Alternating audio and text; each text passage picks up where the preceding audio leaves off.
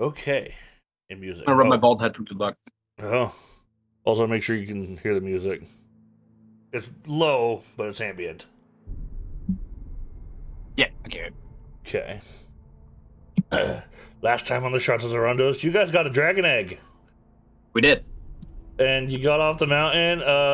Nexus Got whispered that egg something. pretty easily. Yeah, you got your Wood's stealth was crazy. I can't roll lower than a 20.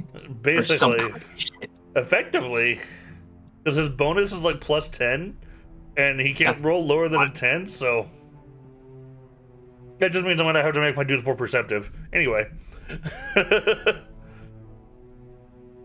but you guys got the dragon egg, and while for the most part things went well, Rizora got dropped by a bird, which was funny. Also, she was one hit away from death, effectively, and only because we ruled that as not an attack.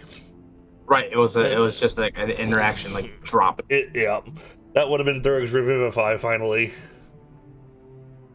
Also, just for the lulz, she now has a small fear of large birds. Oh, rightfully so. So whenever Perry shows up and his shadow's hovering above, might freak her out a little bit. Anyway, after you guys got the egg, you went down the west side of the mountain and made yourself back on ground effectively. And from there, you saw the east of our Vikings making their way into the Badlands. Prior to that, you had seen the the bandits of the Badland actually making their way towards the Lindor, which was not an expected outcome. That was something that they weren't ready for, which means the queen and her elves are also not ready for it. Unfortunately, that is not our mission. So, for another time, we went and got the dragon egg. Corvus is obviously mixed because he's going back and forth on where he feels like he should be. So he's trying his best to be in two places at once. And he went to go check on the situation, and on his way to go check on it, he found the door to Krasis' God Sword. Or otherwise known as the Trial of Krasis. Yes. Which Castle very vehemently expressed that he wants. He enjoys the irony of killing the icon of Krasis with the Krasis God Sword. So, he wants it. If mainly not for just for that, you know? That main purpose, yeah. Anyway, Corvus showed him the door and was waiting outside. Castle basically warned that if anything besides me comes out of here, kill it. Yep. Even if it looks like me and talks like me, but it ain't me, kill it.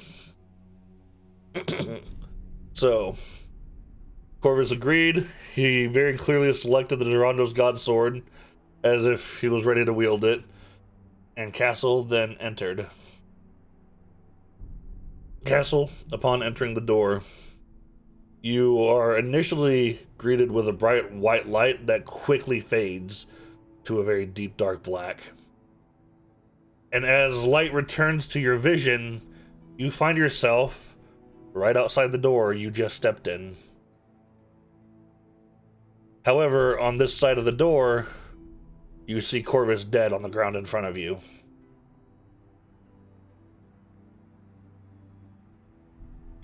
So, absolute, like, slight, almost immediate panic, but also the realization that I just walked through one of these trial doors, so I'm going to be a little smart enough to realize this isn't exactly real.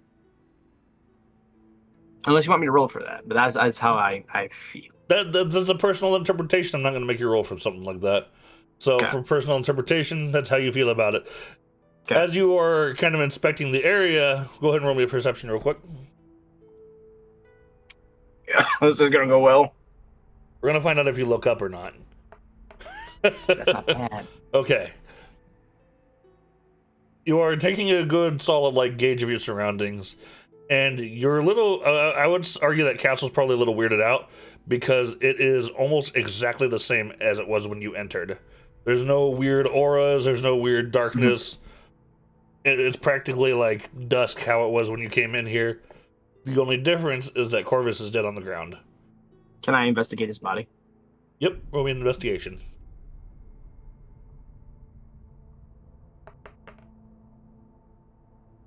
All right.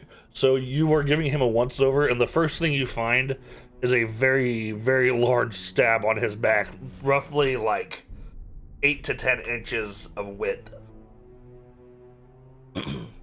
And Would they? Is my investigation good enough to kind of tell if that was a bladed weapon or a claw? it definitely looks more bladed, so it could have been like an axe, a large sword, a Okay. slash, but it does seem to have gone straight through the middle, so right through his spine. Okay. And if you, as you like, I'll say you would flip him over at that level, Yeah. at 16, you do see that his eyes are blackened out.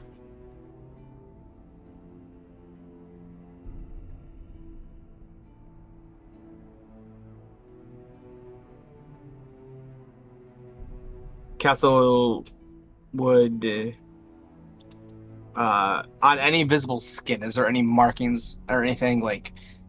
Nope. Basically, I'm trying to make a connection between if what I'm looking at resembles something like what we saw with the people with dragon sickness, how they if they weren't completely changed, they had like like the black Right, like veins the and veins stuff. and shit, yeah. Yeah, There's yeah. nothing like that. If anything, it seems like the only other distinction is the wound, but it is going through him, so it's on both sides.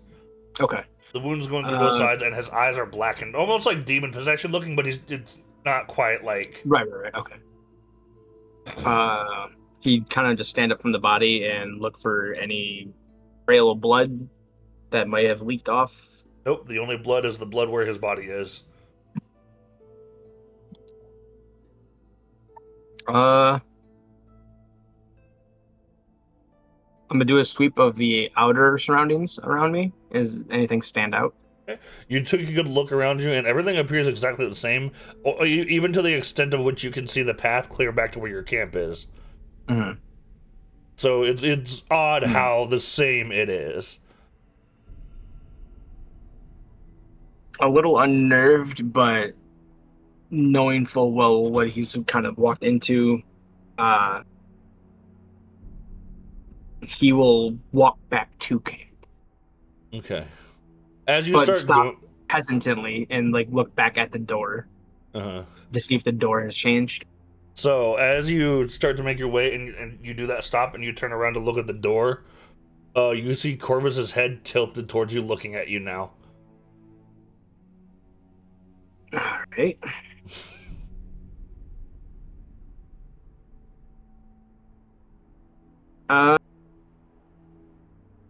Yeah, so he'll just stare at his body and then be like, Corvus? Like attempting any kind of interaction with it. So you do that and you actually hear him speak, and his mouth moves when he speaks. Yeah. He says, "You rely so heavily on what I can do. What do you do when I'm not here anymore?"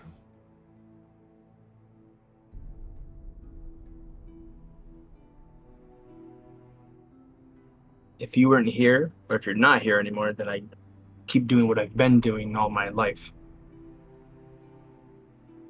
Killing people?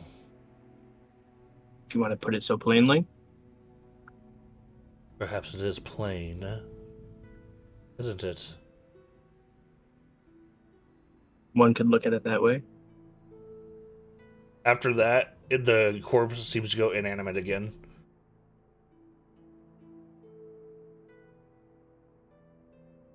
After like a brief moment of just kind of looking at it and not really getting anything from it, I'm gonna turn and continue to camp. Okay.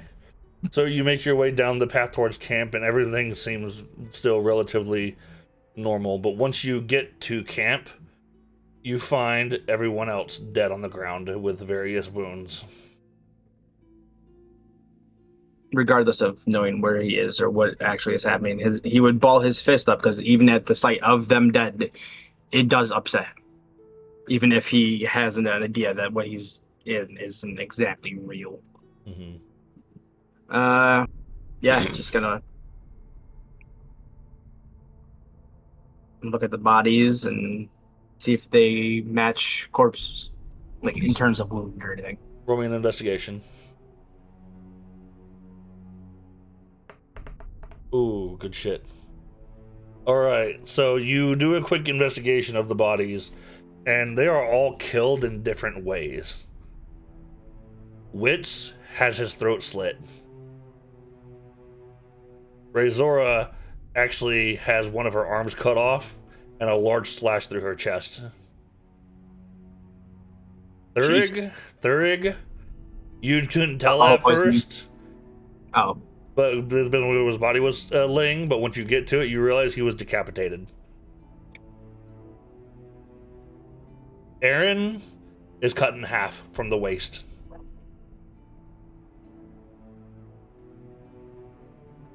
Jesus. And Jason is not there. He is missing effectively. Okay.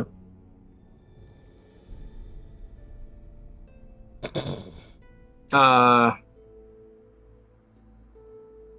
would look for signs of him stampeding off somewhere. Okay, roll me like a survival. Any kind of. Okay. Roll you what now? A survival. Since you're looking for tracks and stuff like that. Yeah. Because nature also would have been appropriate, but. Yeah, nah. I'm actually going to say roll me a nature instead anyway, because that makes more sense, I think. Anyway. So, okay, better. I mean, trampled leaves and stuff, I guess. Yep. So you find some tracks, and they appear to be heading north, actually kind of towards, like, the water almost. And they're far apart, so he was running. Okay, so they are hoof marks then. Mm-hmm. Okay. Take one more sweep around the camp and kind of adjust to what the fuck he's saying, because even though he's got that small smidge of I know this isn't real, it's still something he's seeing. Mm-hmm. And he would go off in the direction at a nice jog pace with after the tracks. Okay. Roll me a perception.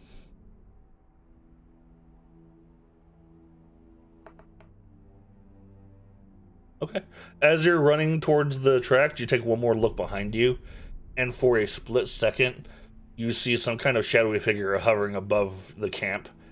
It's a little bit larger than like a human size, and it disappears almost as quickly as you spot it. That would cause him to hesitate. Like he would like fumble a little bit and be double take, and once he realizes it's not there, after a brief pause, continue back to following the tracks. Okay. So you follow the tracks, and they go to kind of like the edge where the sea begins, and you're at a cliff face, and you find Jason, and it kind of looks like he's like sitting down, almost like kneeling, facing the water. I'm going to ready my hammer,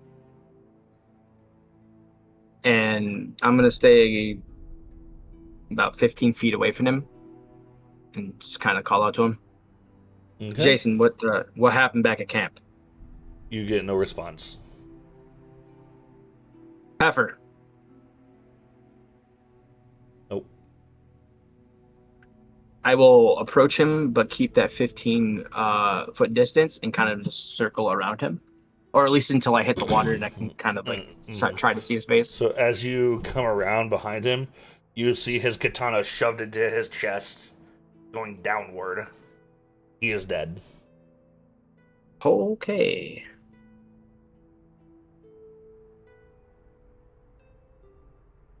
Gonna look around for any signs of anybody else. You don't see anything, but you do hear a voice coming from nowhere and everywhere at the same time. And what it speaks to you is, you tread through death everywhere you go. Do you not? As I like physically look around to see if I can pinpoint this everywhere voice. I have a habit of doing that, yeah? I suppose it's no wonder you made a contract. You seem to follow darkness easily. Oh. We all have our reasons. Being a paladin under the oath of vengeance, I'm willing to do whatever it takes to kill or stop Raver Civ. So a contract was up my alley. Indeed. I'm not judging you for it. I'm simply stating what is. wouldn't have a response to that. Just kind of look around still. We all make our choices as they are, and as the world shifts and changes around us, we change our choices sometimes, make different opinions of things. But the truth of the matter is that you, like many others, follow a code. While your code allows you to choose in a broad way, others' codes narrow their view. Some would even say that your path is broken because of it. But I don't agree with that. I believe that you accept darkness in a way that allows it to form in a way that you choose. More of a way that you can control rather than letting it control you.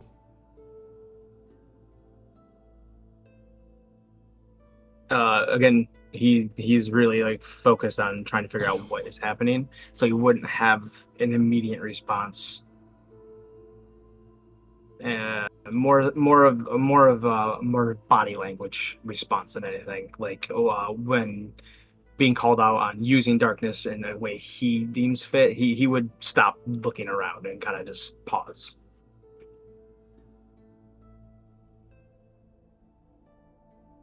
You seek my god sword. Therefore, you must go through my trial. But to be welcomed into the darkness with me, you must accept the darkness within yourself. Accept the consequences of your potential actions. Whether you choose to take those actions is up to you entirely. He was going to reflect back to the inner turmoil he had after the whole possession with that darker half, and kind of repeat what he said there. He's like, and be like, I've said it before, and I will continue saying it until I'm in the ground. The results of my actions, I willingly accept, whether they bring harm to people, whether they save lives. I know what I'm doing with them. Like, I've accepted the fact that I was used to murder one of my friends. Interesting opinion to carry for one who judges others for the same mistake. You often judge the actions of others if it endangers another, yet you accept it if you do it. I made action to remove that possibility from happening. He chose to stay with the group after I explained that my actions could potentially endanger people. And I've often said that I am a liability. And that's a reflection to him telling Corvus that when he sees Julius, he's forsaking everything to kill Julius. I've made it known that it's dangerous to be around me, and I have actually tried to distance myself from others in that process. It's a funny thing, isn't it? The idea to distance yourself from others so you do not do them harm because you fear your actions. Well, today we will see if you truly fear your actions. And as he says that, your vision goes to a white and you awaken in a new area. I need to pull up the map.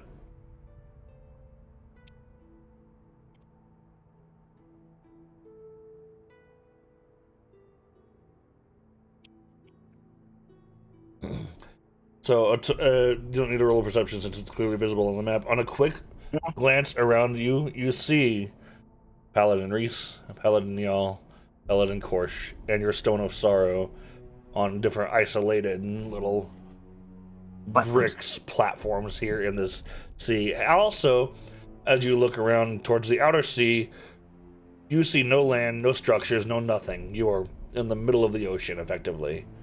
Okay.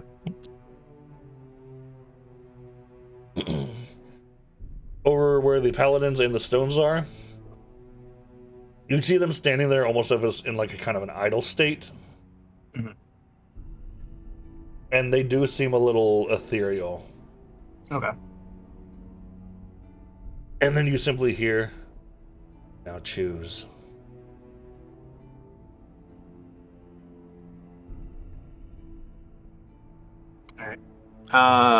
Because he seems to be the closest, I'm going to go to Reese.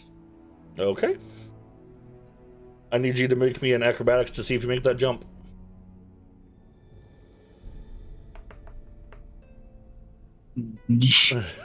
So you run down the staircase and you try to jump for the platform, and you slip and fall down to the like little connecting layers below it.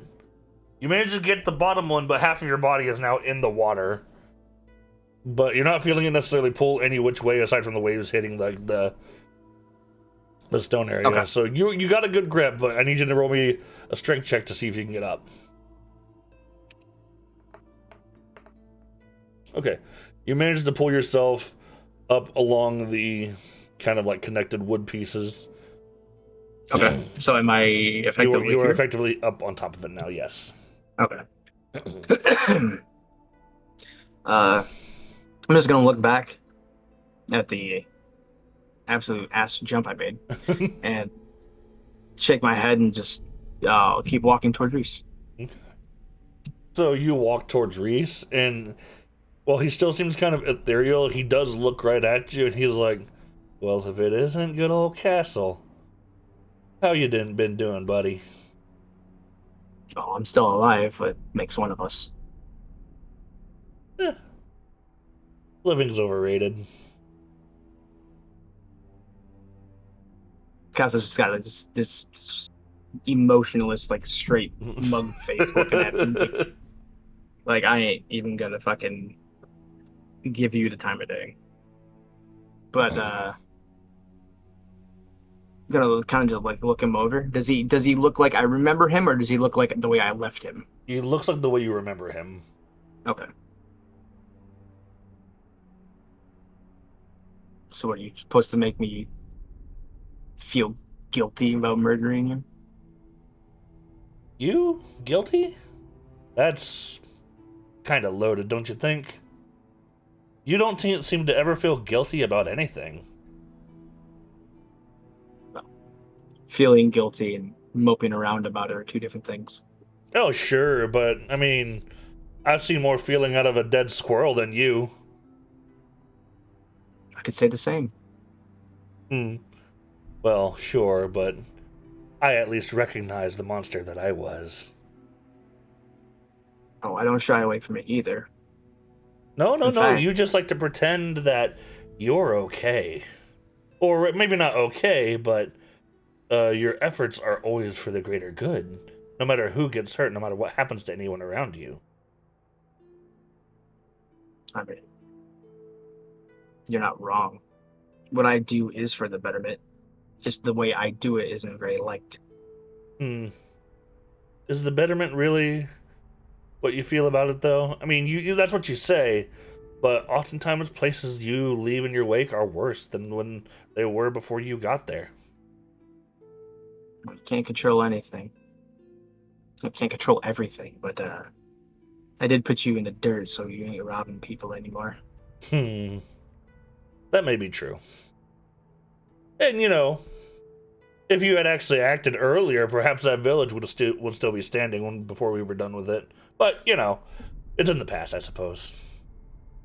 Well, I was a little easily swayed back then.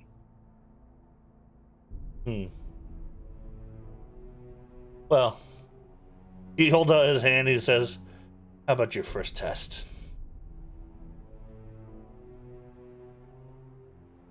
And be a slight hesitational pause, and I don't grab his hand, but I do grab his wrist. So as you grab his wrist, you effectively get flashbanged again. Okay. Ting! Oh, you're finally awake. Hey, you're finally awake. Well, somehow we've ended up in Skyrim. So you come to, and you are now in the duel arena for Kavak. Okay.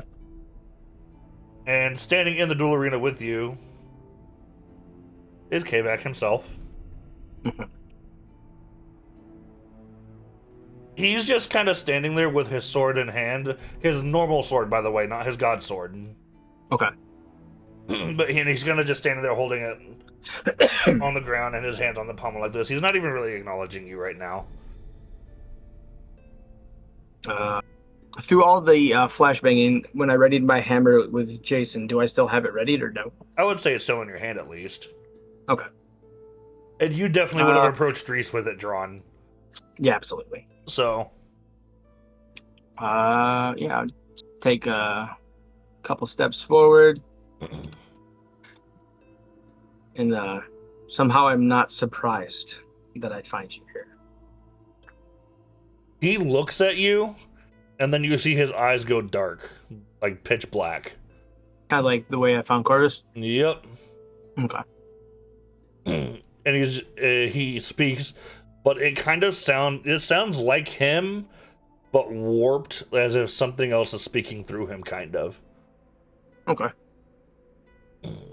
Tell me something, Castle. Do you regret not killing me before you left? For a moment, I did, but there were bigger things at risk. You were playing nicely. You stayed in your area. But make no mistake, when I'm done, I will be coming back. So you don't believe that your lack of action is now what caused the outside world to be the way that it is? Perhaps if you had finished me off earlier, we would never be pushing towards the Lendor. Yeah, well, that being said, you're pretty unpredictable. You could be doing anything at any time without anybody's input or actions adjusting your plans. For all I know, this could have happened regardless I killed you. Somebody would have taken up the little banner of Kvac and pushed forward. That's true, and through the idea of not knowing what one may do, I could say the same about you. You are quite unpredictable in your actions.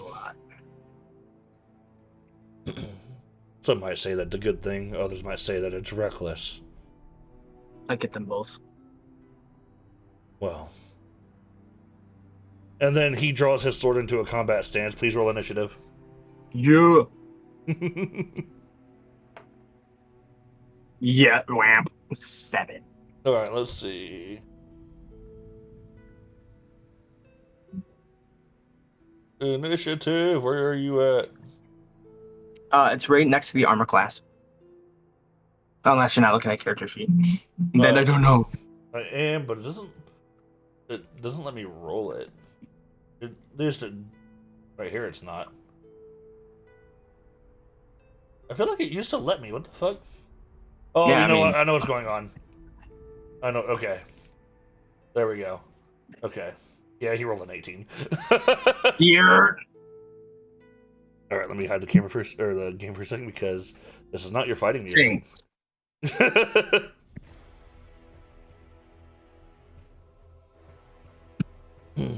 So as he draws his sword and goes into his combat stance, you see the sword almost like grow veins in the blade that are black and dark. How so caliber? Oh, that's the wrong mouse. Okay, so his normal sword is not on the sheet for some reason. I must have fucked that up when I made it.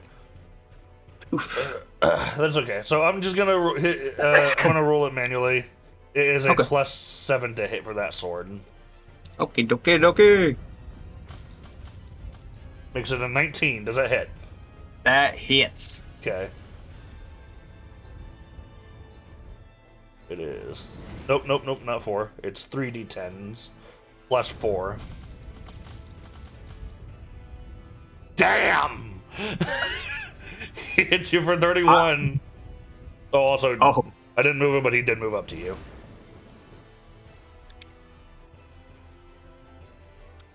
I will react with Hellish Rebuke. Okay. Bells.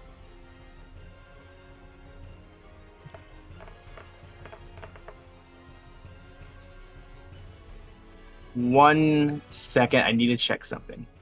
I was about to say, I think he still makes a save for it, doesn't he? Yes. So, Come on a second.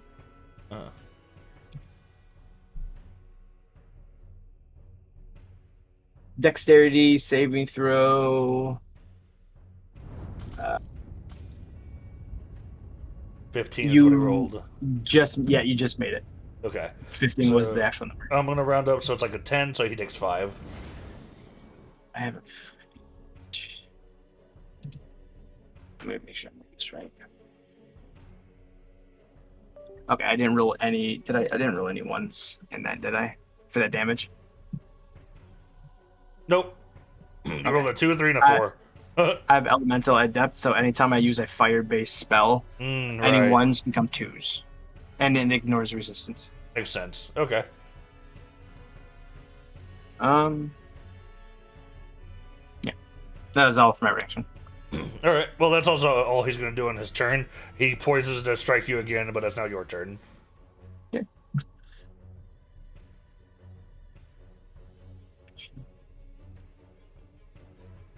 I will use my bonus action for second wind.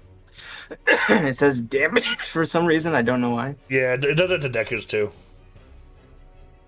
So action, bonus action. I get 8 HP back. Hooray! Okay, yay! Yes. Then yeah, I'm gonna swing at him with my hammer. Oh boy, That is a 14. that is a miss. That's a hit. That's 21. Funny one.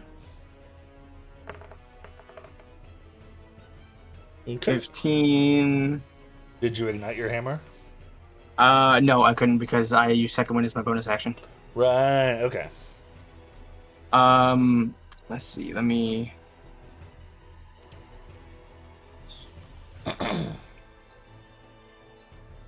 Oh, where is it?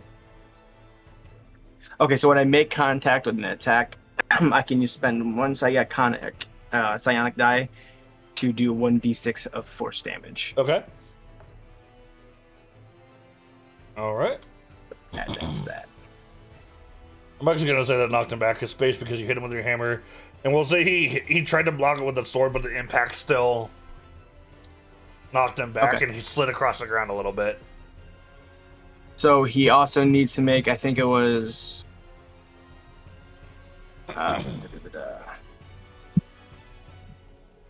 Oh, where'd you go? It ran away. Almost. Where the fuck? Oh, there it is. Make a con 14 or be knocked prone. On 14. Mhm. Woof. Well, that's the end of my turn. Okay. All right. So after you hit him, he kind of goes back into his pose again. And he just kind of mocks you a little bit. Is that really all you've got? I'm disappointed. I'm not gonna give him a response.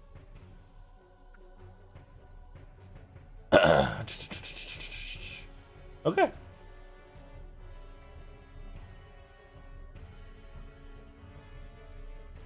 Sorry, I'm looking at something real quick. Okay. No, you're good. So he extends his sword out, like sideways, and you see those veins extend further down the blade, and at the tip they actually start to form almost outwards. It's almost like tree, like growth coming out of it. Yeah. But they're still like dark and kind of shadowy. And then he does a thrusting push towards you. So I'm just gonna roll it on this one so I don't keep hiding the dice by mistake. It's a +7. That's gonna be a miss.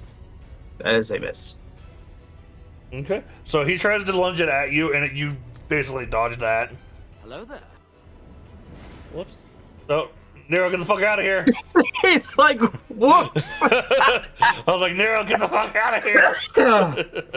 Oh god, that made me lightheaded. that Whoops. was really funny. That's gonna be awesome in the replay. Whoops.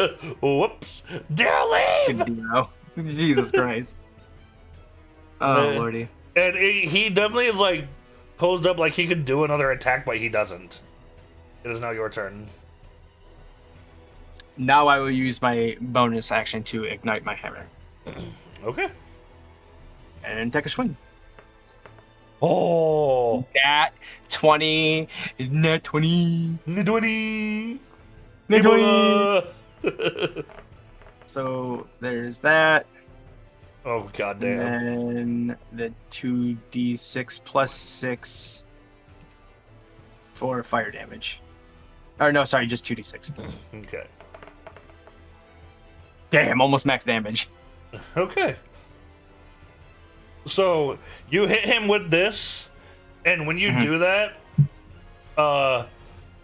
wherever it is you swiped at him, it goes like through him, but that part of his body just gets eviscerated and turns to black smoke, Oh god. and then he Uh, fades away. oh, okay. Um,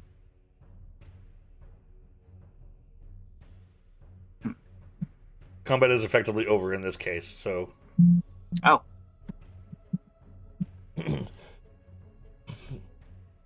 then God, you just hear the voice from before, the one not Kavax, but the one that was everywhere and nowhere. Tell me something. Do you regret not being able to kill him? Truly. I can't feel regret for not killing him when I still intend to. My part of my oath and my personal belief is always put the greater first.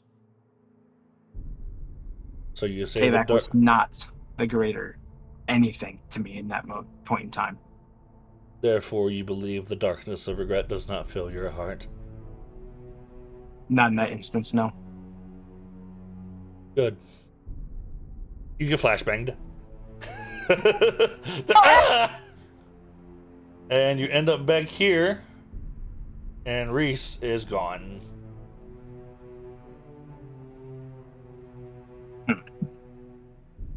Oops. Oopsie. Accidentally pulled up the campaign tab. Yeah, I make my way back. Roll me an acrobatics.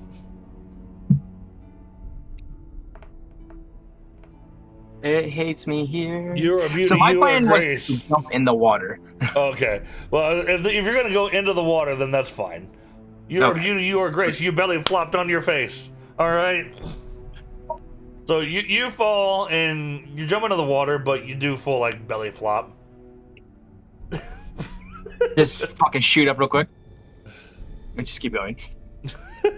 So you swim there and you climb yourself back up. And since Nyal is closest, I'm gonna Nyah. Nyal. I'm gonna walk up to his pretty face. Oh lordy, if it isn't Castle. And he just looks annoyed. Not gonna say anything. I'm just like shaking my head with equal annoyance. I guess we never really got along, did we? Not truly. No, I wouldn't say we did. I'm okay with that. Though. Yeah. I'm gonna choose to ignore that.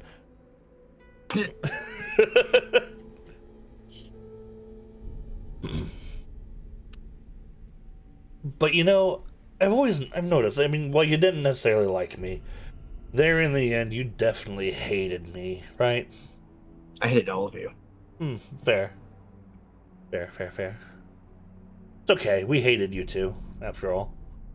You were very pompous and up your own ass. And I knocked you on yours. Sure. But, you know, here, there, everywhere. Doesn't really matter anymore, does it? Never has. Good. You know, I've always wondered, though, do you hate yourself? I guess you could say I hate myself for being blind. Only for being blind? For being blind, playing a part in your guys' charade. That's about it. But I cleaned that. I don't know. I mean,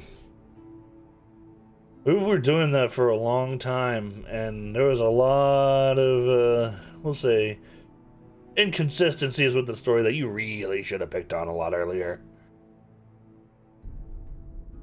I'm very well aware. Eh, I see it now. Back then, not so much. yeah, I suppose it's true. Hindsight is 2020, right? I accept my shortcomings back then. That's why I won't make the same mistake twice.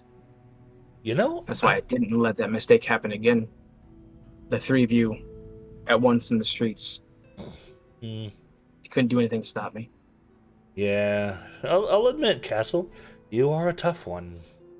And all three of us, we were no match. Julia's got away, though. I do remember that. I suppose. In any case, I'm kind of tired of looking at your stupid face, so he extends his hand out. Round two. How about grab him by the throat instead? As you reach for his throat, you get flashbanged. Fuck! And this time, you actually end up in the Catharist throne room. Okay. And I'm gonna, before I switch to the map, because I know for a fact I forgot to hide stuff. You want me to cover my eyes? No. I'm just gonna describe it because you see it quickly anyway. Okay. As you get into the throne room, it's darkened, kind of like that day you were in it when you fought the Astral Hydra. Mm-hmm. But at the throne, you see King Gasker, and he is bloodied like crazy, and he's clearly dead. At his feet to his side, you see Astrid, and she's dead as well. Standing in front of them looks a lot like the mirror version of you that you fought. Okay.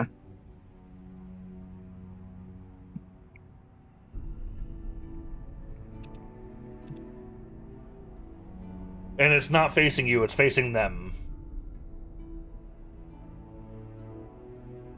Probably walk up till I get to the top of the stairs. Does it look like that version of me is what killed them? Yeah, and since you're close enough, and he's within the light from coming from above as well, you can see blood dripping from his hammer, and it's all over his armor and shit. Okay. You're supposed to be what I could have done. He turns his head towards you, but it's almost mechanical. Yeah. Like he just looks at you and smiles, and he says, "Could have." At this rate, you still will. Yeah, well, nothing's for sure. I don't know. You may have bested me in your mind once before, but what happens when I come the second time? Or the third? Or if there happens to be a fourth? You every time, and if I happen to fail, I already have countermeasures in place to make sure my body doesn't do any harm. Oh, you mean Nexus. Well, what happens if he dies? That's not going to happen. You sure about that? I mean, he is human. Sure about that? He is human, after all. Yeah, well, he's not an ordinary human. Even with what he told you and what you now know to be true, he's still human. Yeah, and you're still a puppet. So, guess we're just going to leave it at that. He just kind of smiles. He's like, "You too, buddy." No response. Just stares him down. He takes a couple of steps down, right toward, but not all the way down. And he just he's like, "The Icon has his hand thoroughly shoved right up your ass, and you don't even seem to care." Well, he'll be dead soon if I have anything to do about it. Well, I suppose that is one reason you won the God Sword, for that edge, right? Nice pun. He just smiles. Like he's proud of himself. But yeah, I'm just basically cutting out the middleman here and speaking with Krasis himself, not his obedient little dog.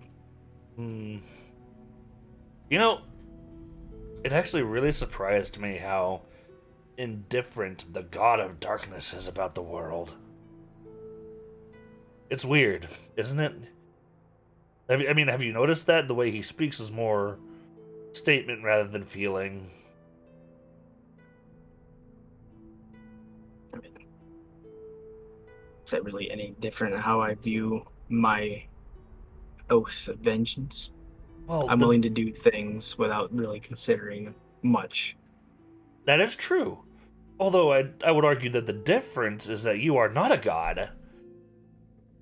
Therefore, your feelings should, in theory, still have a place within you. Maybe that's just exactly what I believe. Hmm. So you didn't feel any strange ways about seeing your friends dead? I know very well that I'm in a trial. I went through a door.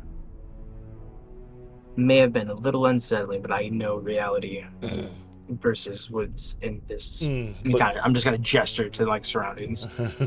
Yeah, but you see, that's enough. The fact that you say, even though you can logic your way through it, you still felt unsettled by what you saw. Now, imagine being on the other end of it, where you know that logically speaking, this is not a dream and it's not a trial, then that is a very real possibility. I've already seen a dead friend dead from my actions. Mm-hmm. That was real. This isn't, and I know that. Well, that is where you're mistaken, Castle. While this may be a trial, it is very real. And you may very well die in here. So be it. But, you know, this isn't my place. You and me, we're not going round 2 here today. We'll do that whenever the Icon decides to have another ride in you. I think instead, and he snaps his fingers, and in front of him appears Julius. I'm okay with this. In fact, a small ass fucking grin will fucking fall on Castle's face. And the other version of you kind of looks over Julius's shoulder and he's like, now, by all means, let your hatred consume you once again. And then he disappears. I see you run off to the side. he Fucking cop that. he does the thing Batman does, but he sucks at it. All right.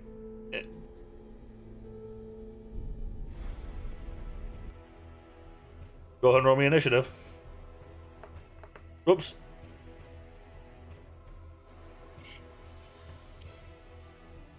They don't need to be in the fight. They're dead. Oh, he rolled a 4.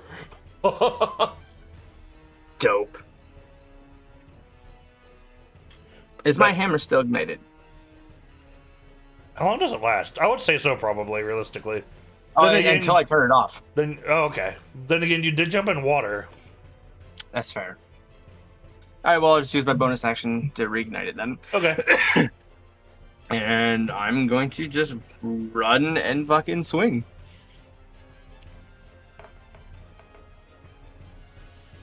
Yeah?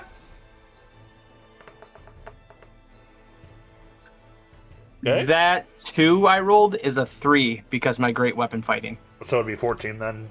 Mm-hmm. And then 2d6 for the fire. And then I'll swing again. That one misses. Butterscotch. Butterscotch. All right. Yeah, yep. Okay. So he actually uses a reaction to your attacks. And you just see him snap his fingers. And you get caught off guard because it shouldn't fit in this room. But his griffin comes swooping from the air behind you and does a talon attack on you. Just gonna keep forgetting. But his griffin then, it doesn't stay in the arena. It fucks off. So it just does a single swipe. This is going to be a +7. And I'm pretty sure that misses. That is a miss. Okay. It goes caw as it misses you. All right. And now Julius is going to actually do his move. All right. So he whips out his halberd. And he takes a swipe at you. 15 does not hit you. Negative. But he follows it up with another one coming back the other way. I think that one hits, right? That indeed does. Okay. I'm gonna use another psionic die to subtract 1d6 from that damage. Okay, so it's 11 at the moment, but... Max reduction. Okay, so it's a 5. Take 5 damage. And he swings one more time overhead. Oof. Oh yeah, it hits. Take 15 damage off that one. Oops.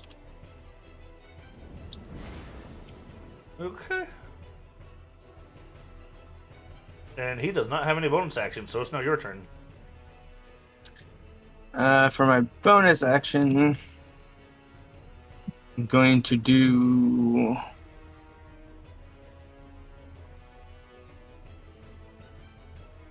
hold person. I'm gonna cast hold person. Oh no, it's not a bonus action, sorry. Never mind.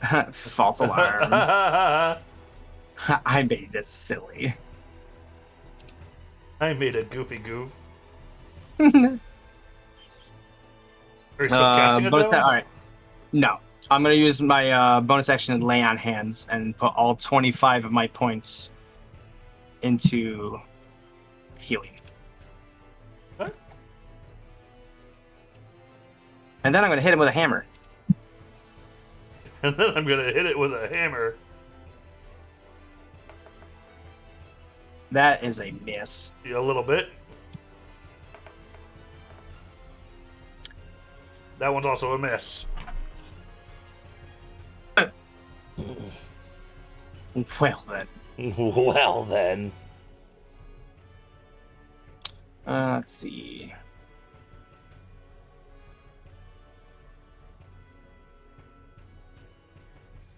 Oh, yep. All good. That's all you're doing? Okay. Yes, sir. Alright, I need to make sure I'm doing this right, so hold on. I missed twice. How has it happened in so long? So as you miss both those swings, he kind of just dodges them as you swing. He mocks you and he's like, "Insolent little worm. Can't even hit an old man. You talk a lot for a dead man. You miss a lot for a live one."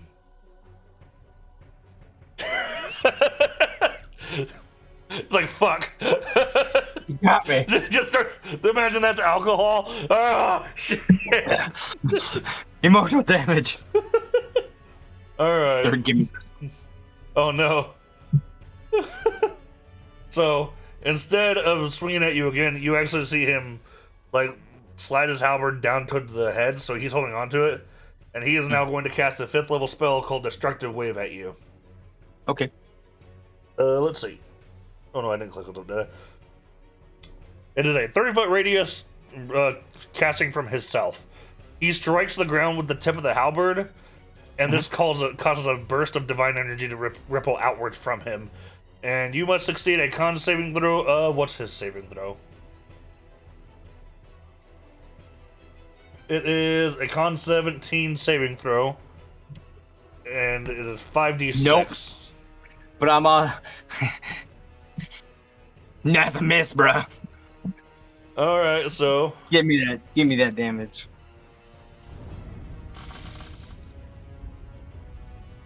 I'm gonna use a psionic die. Bang.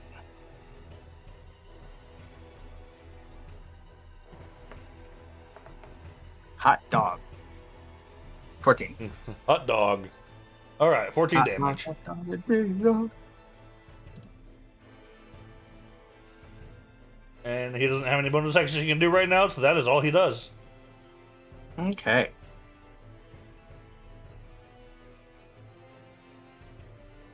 Where? Oh well.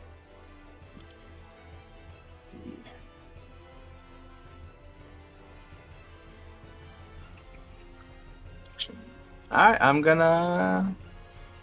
Hang on, Molly Whopping. Ooh, that hits.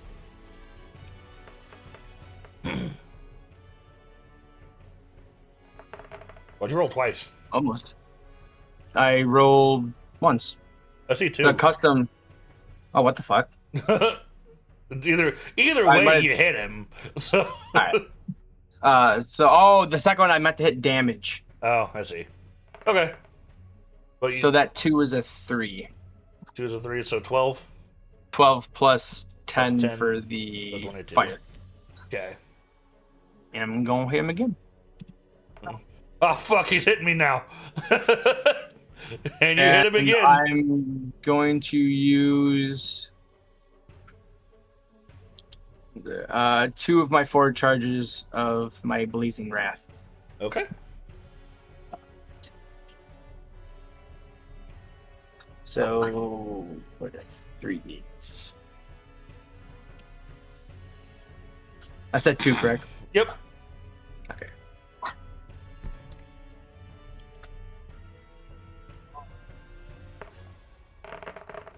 Oof. Okay. And then that'll be the end of my turn. Okay. So you hit him with your Blazing Wrath, and that actually takes a chunk of his armor off of him. Mm-hmm. And then his eyes go dark, like Kavex did.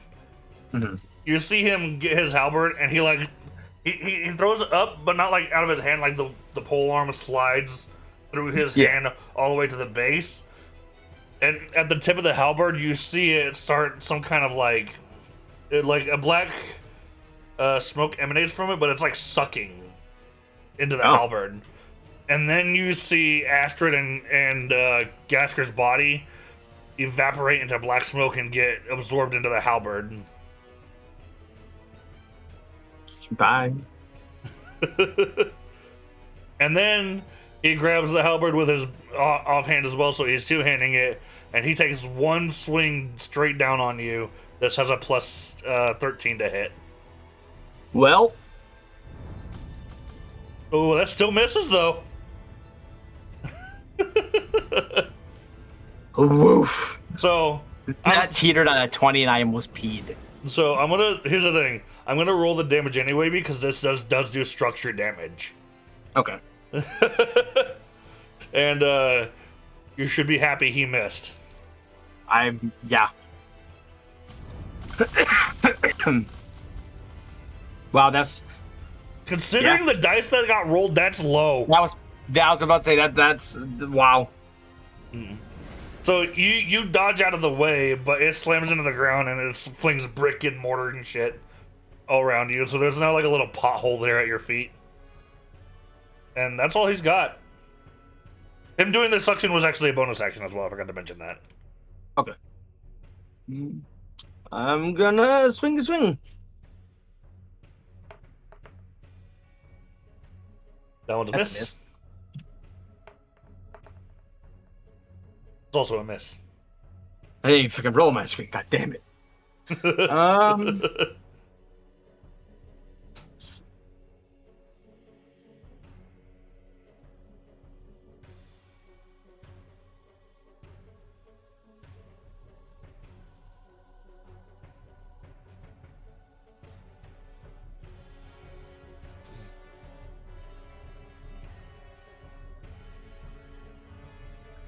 As a bonus action, I'm going to cast Shield of Faith on myself. Give me +2 to my AC. Okay.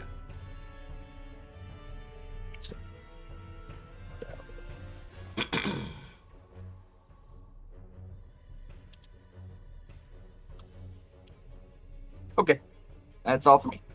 All right. He takes it out of the ground and does a winding swing towards you now.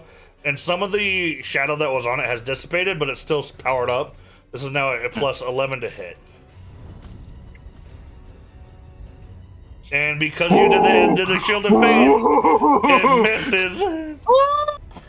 Fuck. And I'm gonna roll damage again because that one went down to 60 tens. Okay. This one knocks one of the pillars over. I'll just paint it. Paint it red, why not? This pillar right here is now just crumbled, and it fell over to this pillar, so that pathway's like kind of blocked off, and this pillar is getting ready to crumble as well. Okay. And that's it. Swing and a miss. Nope, not today. That's a hit. There's damage. That 2 is a 3. Okay, so 13. 6. Hurt fire. I'll swing again. It hits again. Oops, come on. Oh, goddamn. 6. 19 total. Okay. And my turn. All right. So he actually uses a reaction to you hitting him this time, and he snaps his fingers again. Except instead of attacking you, his griffin attacks that structure that got damaged but didn't fall over. And he is coming from this direction, trying to basically knock it off and make it fall on you. Okay.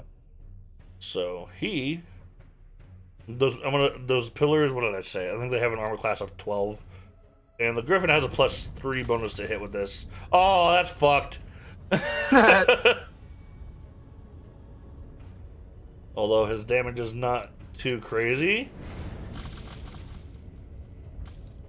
Let me see. Pillar. Oh my god, it has 1 health left. So the pillar starts to crumble and fall towards you, but it gets stuck on a like little errant piece of stone from the ceiling that kind of fell a little bit lower. So it's like perfect position to just not fall over. But if an ant so much as climbs on it, it might fall over. Jesus Christ. However, I keep forgetting about my prone thing with Julius and my hammer. Well, since Julius hasn't gone yet, I'll go ahead and roll it. It's a dex save, It's right? 14. Yeah, 14 dex. You barely made that. What a motherfucker. That's crazy. What a motherfucker. Alright. This time, he attacks you again, but this, I almost said scythe.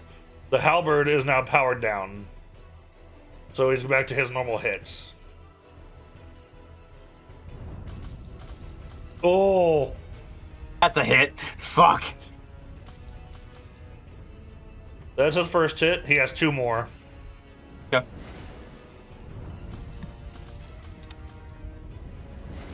That's a miss, isn't it? Because you still have Sure the is. armor thing on, so... Yep. Okay.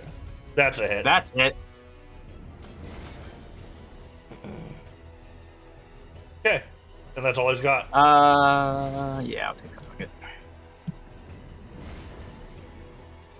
Okay, bonus action. I'm gonna use second wind. Wow. Ha! Yikes. That was some shit. I'm gonna hit him again.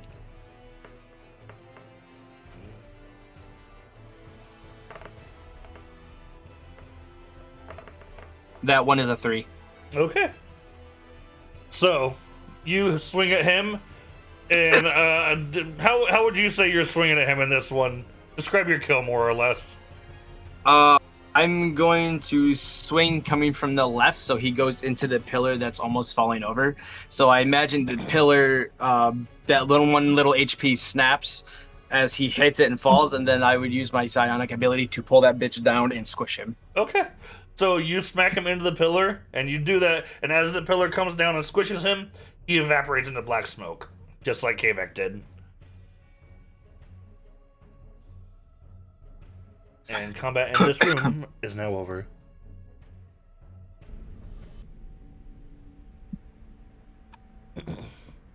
I'm gonna get rid of the red penis. Jesus Christ.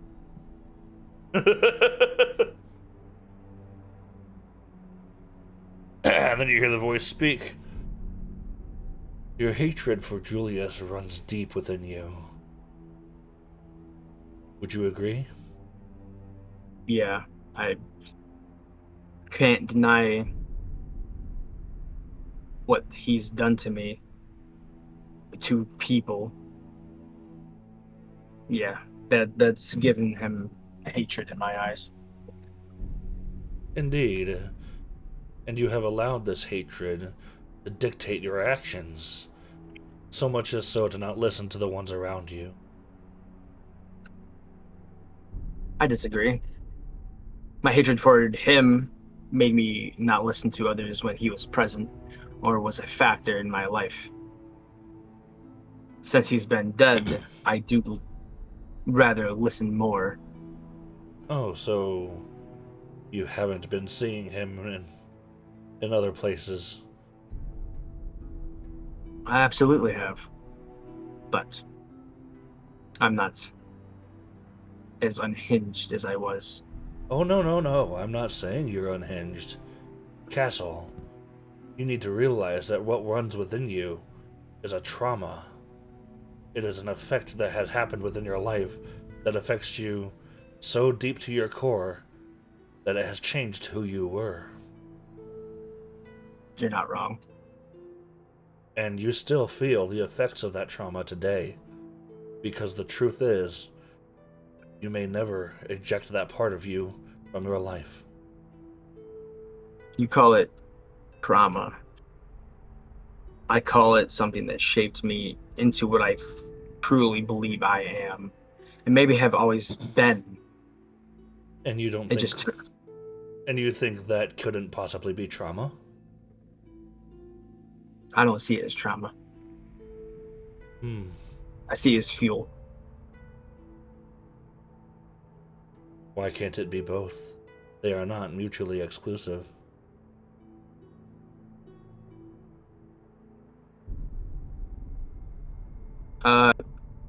Kind of seeing his point. He didn't got anything to say on that one.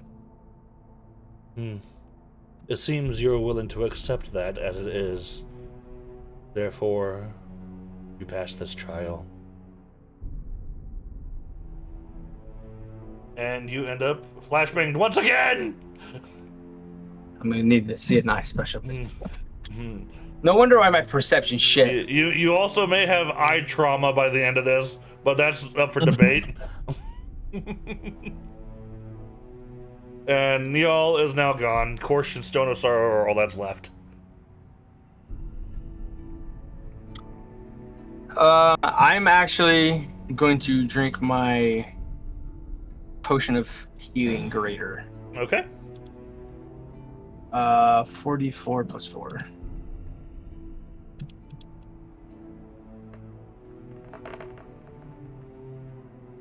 So 18. Damn, that was almost max. So Decent. God, I keep hitting this fucking inspiration button. He's very inspired. I'm really feeling it. I'm really feeling it, Mr. Krabs.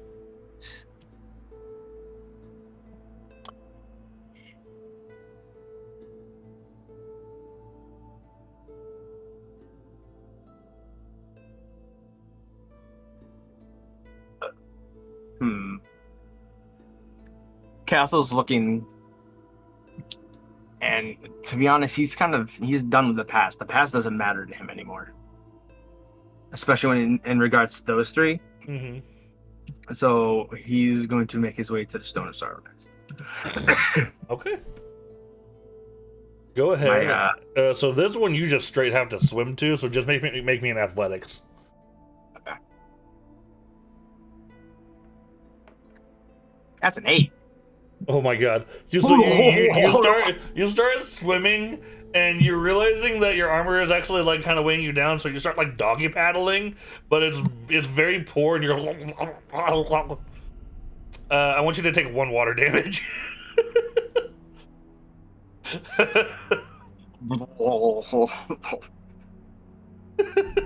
Do I make it up the side though? You do make it up, but you're a little irritated. I hate this place. All this stupid bullshit water. Stupid, and it's wet, and I don't like it. Oh wait, hang on. Actually, you know what? My armor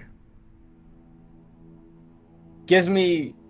Well, I mean, you had me roll, but like my swim speed is equal to my normal movement speed.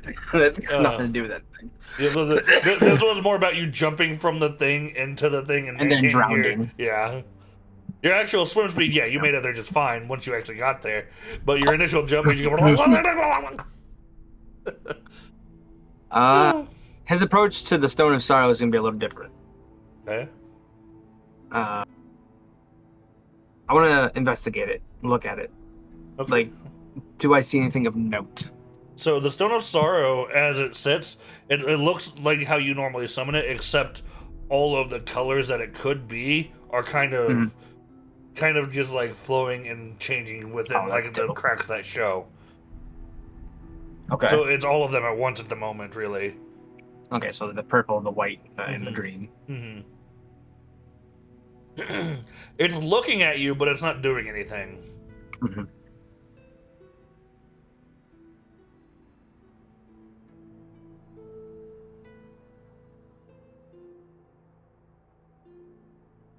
Are you here to judge me as well? It actually tilts its head, almost like confused. Me too.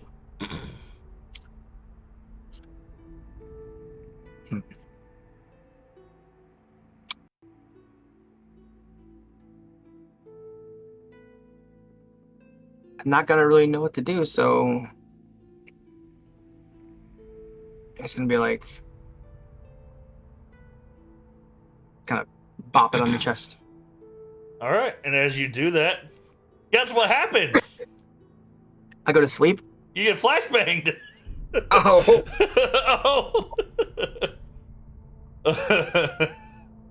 Oh, that's funny. 1 sec. I need to hide this for a second, because I need to see what the fuck this is supposed to be. Oh, no, that makes sense. That's actually where I wanted you to go. Okay. Ooh, baby. So, you end up in the place where you first found the first shard of Zorandos. Yeah. Where Raver Civ essentially went insane. Yep. And you see him there almost as if this is running straight from your memory, where he's like casting the spell to stop you guys from getting to the stairs and going down and whatnot. And he doesn't even seem to notice you there. It's like he's not really reacting to you. However, on the edges on each staircase, as they were trying to climb it, you see the 2 people besides Palos that were with you, and they are dead on the stairs. Okay. Palos is they're like actually dead. They look like they got scorched by something. That tracks. Palos is rolled up in a tortilla, rolling down the stairs the other way. Yep. Did you say they're on the 2 dead ones are on the middle staircase, or the 2 on the sides? One's like right here. One's on this side. Like they were trying to climb the staircase and they got zapped or something. Yeah, it's fully recognizing this and kind of knowing exactly where I am. Gripping that handle of that hammer extra hard, and I'm straight down. Okay. You get down to Raver Civ, and he doesn't. He's kind of like. I guess I'll say his body language while he is casting the spells still. He doesn't seem as, I'll say, aggro as you've seen him lately. Right, okay. Almost like the effect of whatever happened hasn't hit yet.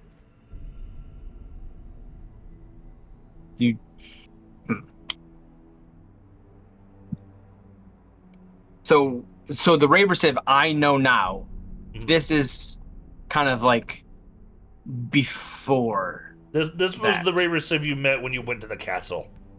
Okay. This was him when he was still reasonable.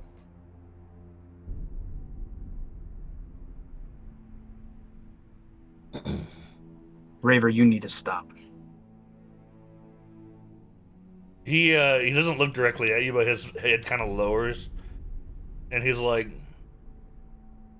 "No, I've never really felt tremendous loss in my life, but something about this stone fills me with grief."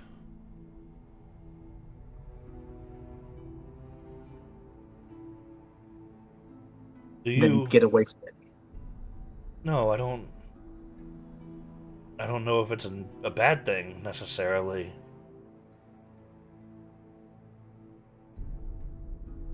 Perhaps in my pursuit of knowledge, having never felt grief of my own, I can never truly understand it. Grief is an ugly thing that I wish upon no one. Are you speaking from experience? Yes. I see. And how do you carry your grief? Do you let it choose for you, or do you try to bury it? I use it as a fuel to prevent the grief from spreading to those who do not deserve it. Huh. That's funny. I don't see grief the same way you do. I don't see it as a deserving or undeserving aspect. I see it as a natural course of life, a natural feeling of being alive. Grief can be a natural thing. Losing a parent, a child, a friend, that is natural grief. The grief I experienced was man-made. It wasn't natural. It shouldn't have been. I see. So the woes of the world, the happenings within it, trouble you so. The world is getting to be quite an ugly version of itself. On that, Castle, we agree.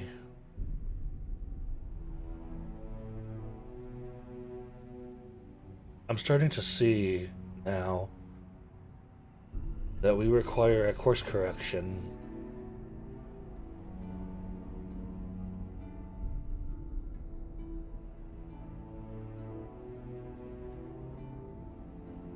Castle's gonna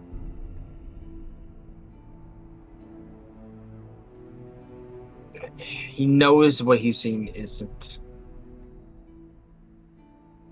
what is currently happening, but regardless, he's going to ask, like, and how would you handle such a correction? And at this point, you see his eyes light up red, like the crystal is now doing something to him.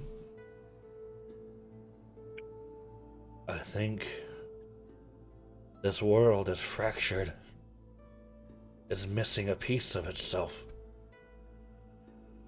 But I can put it back together, make it whole again. Maybe that piece is best left unfixed. A natural grief, it's meant to be lost. Grief. Loss. Yes, that is what I'm feeling here. The loss of so much. How could it come to be so vast?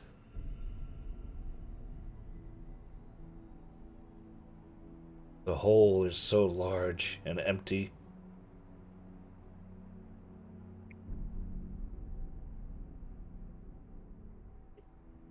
And now he actually looks right at you. And he says, I see a darkness that cannot be satiated. Do you see it too, Castle? I can't say I do. Not like So, you see it, anyway. I suppose you could only see it if it were through my eyes, then. Perhaps on that we will always differ. And that's okay, I think.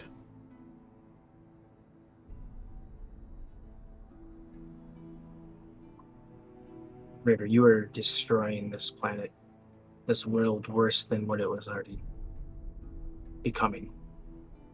You need to stop. Is that what you think? That I'm That's what destroying the world? that's what I've experienced. That's what I've seen. You're No. corrupting and good beings, good people, good things. You know, Castle, it's funny because I believe that my actions, no matter how ugly or destructive they may be, I know that I am doing this for the greater good, to whatever end that may be. Your greater good is not the greater good of the world. And how could you know that for sure? You don't see the end of it like I do. Because anybody in their right mind wouldn't destroy innocent lives for the greater good. They preserve them, protect them. You say that with such certainty. I may have made a pact with the Icon of Krasis and paid for it, but I'm not the one who thinks he's some descendant or inheritance of a forgotten god to the point that he destroys everything around him. I see. Huh. And then he puts his hand on the crystal, and for a split second, you actually see in like the spatial kind of void area, you see the rest of the shards kind of float into view. This is something you did not see before when you were here. Right, no, right. And at this point, he says, "Perhaps you deserve to see a glimpse of the world when it's made whole again."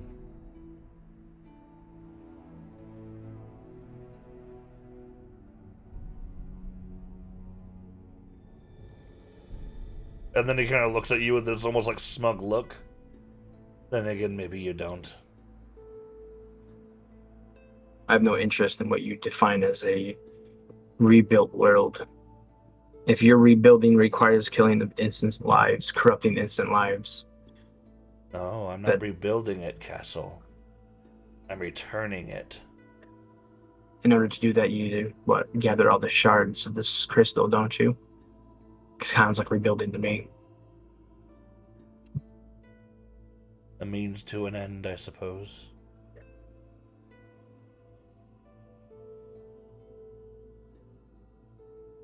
Tell me, Castle.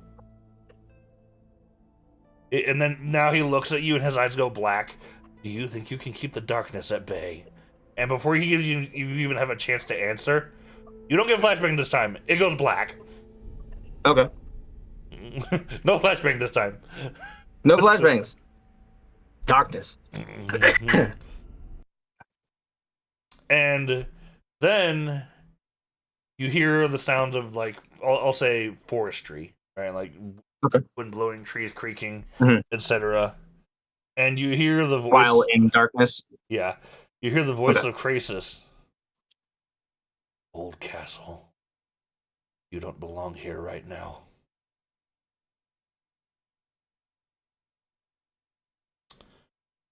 And when you come to, you are in a effectively dead forest.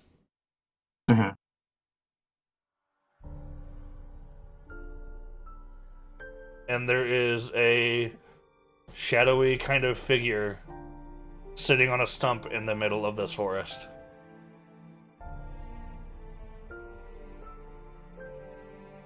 I'm gonna give my surroundings a quick once over, but once I spot the figure on stone, I will approach. As you approach it, as you get closer and kind of look at him, it seems human in build and whatnot. Okay. And you see he is wearing a very long cape that is extending past the stump. Okay. And as you get closer, you get filled with a kind of, I'll say, genuine terror. A terror that you have never felt before. Well, because it's easy to say Castle doesn't get scared by much. Fair.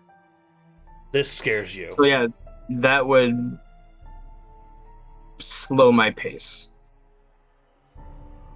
And I see nothing else around me?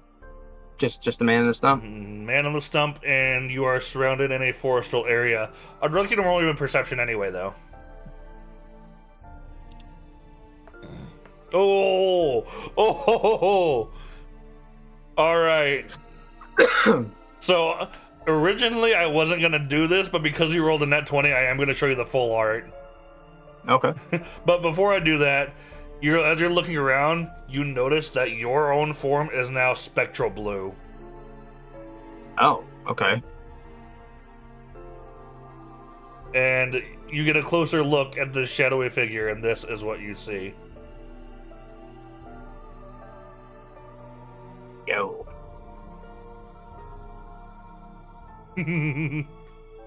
So. Boop. And you can't really tell if he's looking at you. Like, his head orientation has not moved since you came in. It has been completely straight. And with his eyes glowing almost like a hollow sense, you can't tell if he's looking at you. It seems like he's just sitting there idle. Who are you? He is moving a little bit. It's very clearly not a statue. And he kind of turns his head towards you. And then past you. Like he's looking around. Follow his gaze past me and kind of see if I can see anything that he's looking at. As you're looking around through the trees and stuff, whatnot, and I'm going to say because you rolled a net 20, you don't need to roll another perception here. You are realizing that you are, like, you can kind of see past the trees a little bit now out of this area. And this forestal area, it seems really small, like it's just almost circular. Okay. And so you can see past the trees and you can see several mountains, and the clouds are like pitch black. And you do see lightning coursing through them, and it's red. Of course it is. And then you also see dragons flying around near the mountains. Do the mountains look familiar to me at all? Like, no. Arranged, but no. You are actually, if anything, you're actually noticing how you've never seen this before. The landmarks don't make sense. You've never seen this place at all. I return my sight to the man on the stump and be like, where are we? He doesn't even really speak, but there's no voice coming from him, but in your head, you simply hear him say, the throne.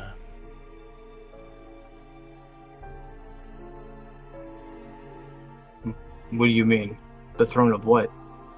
And as you ask that, you see a massive wave of shadow coming from behind him outside the forest, and it's coming right towards you. I'd say size-wise, it almost looks like a full-on tidal wave of shadow.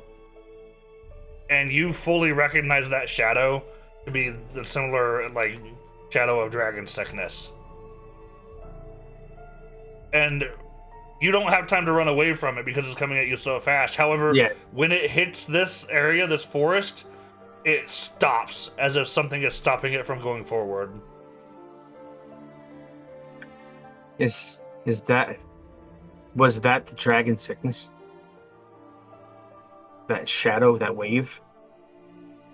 As you say that, and he doesn't respond still whatsoever, you look and you see while this thing is being held back, some of it is kind of almost like dripping off of it and getting Mm-hmm. into the ground, and some of it, not much of it, is going past. Like toward us? Around you, past Okay. you. Uh, Shit. Take a couple steps forward and be like, where's this coming from? What do we do? As you step forward, you actually see his head look right at you now. And you hear that again, that I'll say voiceless voice. Yeah, I got it. You do not belong here. And then you get flashbanged and you wake back up at the ruins. And the Stone of Sorrow is gone. And you are not that ethereal form anymore. Kind of like just double check myself real quick. Like, what the fuck?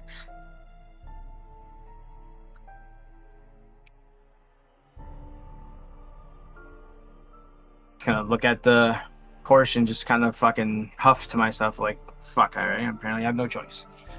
I'm just gonna jump in the water and swim over. Okay. And I get up, and before so I've kind of connected that once we make connection, that something's gonna happen. I'm not gonna let him talk. I'm just gonna punch him in the face.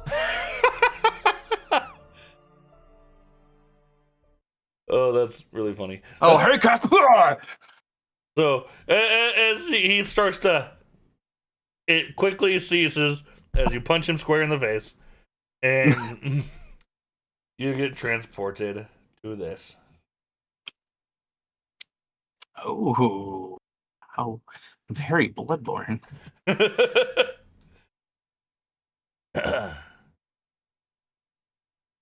Okay, so I need to show that in the video. And now you hear the voice of Krasis. Here we are, Castle Ward. Your final trial.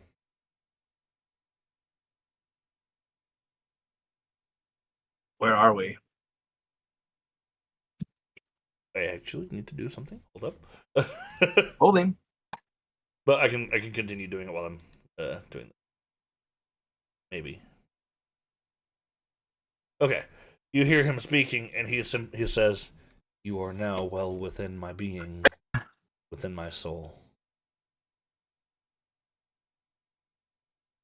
Can I do a look around? Yes, you can. Do you want me to roll a perception? Go for it. Yeah.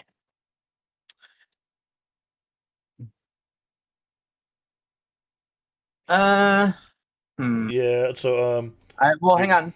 I might do. Yeah, I'm gonna use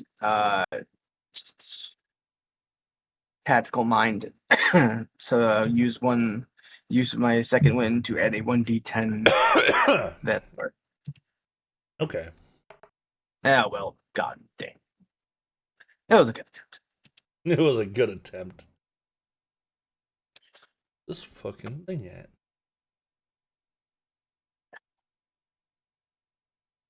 Oh, give me 1 second. My mom's saying goodbye because she wants to see me tomorrow. Fair.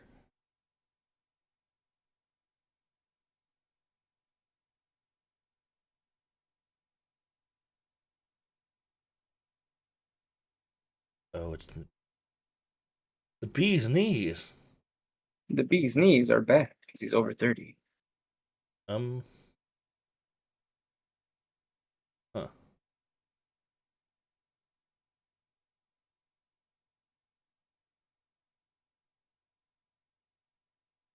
Oh. Uh-oh. I may have misplaced something. Nani. Oh no. Okay, hold on.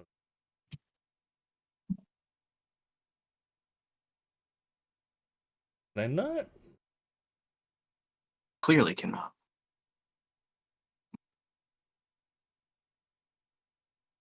Okay. No, I know how to fix this. I'm just gonna do a temporary thing and then fix it while you're gone.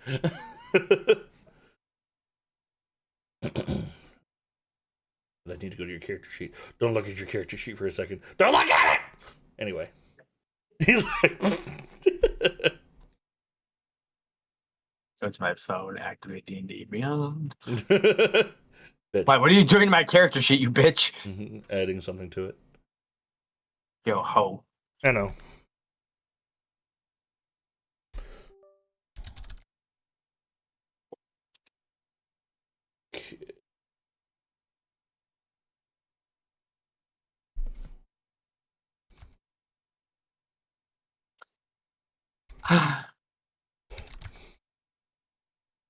So they're having his way with my character sheet. Yeah, I'm doing what I want with it, and you're gonna like it. I'm all tied up, just watching.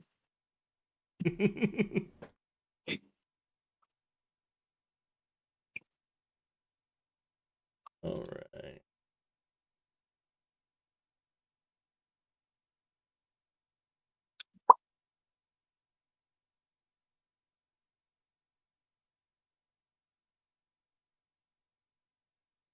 I totally peeked at my character sheet. But I didn't see anything. All I see is my stats. I'll kill you. I didn't cheat at all, Spring. I literally saw my picture and my name.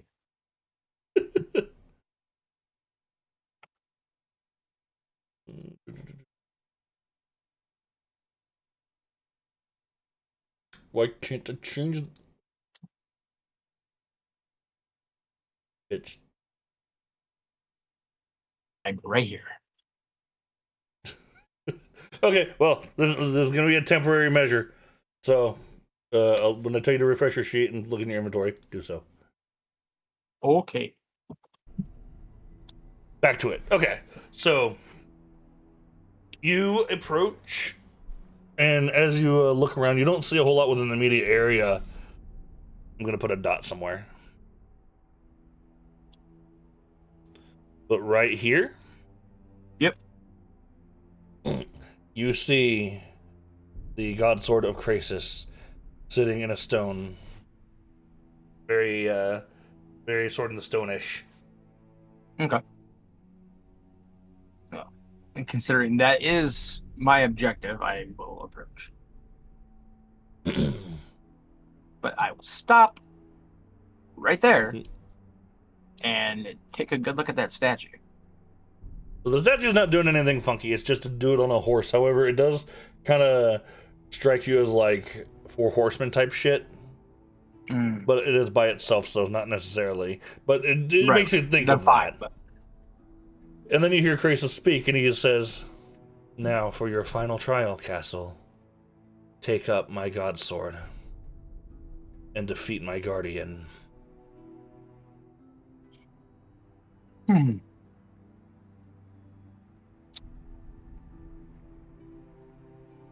I am going to use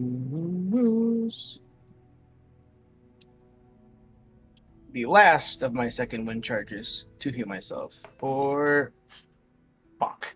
Fuck all. For fuck. Boop.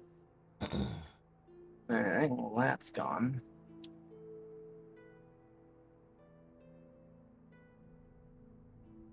Where? I have each of trades. Oh, there it is. Boop. Yeah. I'm gonna walk up and place my hand on the hilt and pull it out of the stone. All right. You mean our refresher sheet? Because you have a Krasis God Sword asterisk in your possession. So the damage dice. This is something I still need to fix because I don't know how to fix it on the item itself. It is not to D6 plus 1. D6. It is 5 D6s plus 10. Oh, plus 10. Golly. Yes. So you're gonna describe this sword to me? So, as you draw the sword out of the stone, The blade itself is similar. It's pretty much almost exactly the same as the other blades in terms of its shape. I don't know if I've ever actually shown you. Have I? No. Okay, one sec. I'm gonna just pull up the file. But you can't see my files.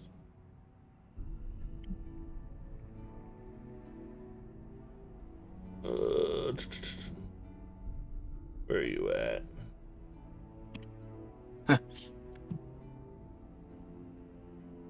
Where did I put you? Boy, I'm losing everything today. Let me tell you what. Yeah, I already forgot what you said the actual dice rolls was for that. So I know it's plus 10. It's 5d6 plus 10. Gotcha. I'm gonna write that down.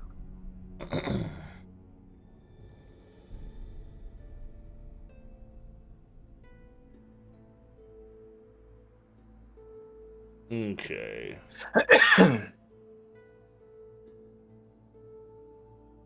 I know I put it. There it is. I'm just gonna save that as a separate picture because I don't want that showing everything else. Fair.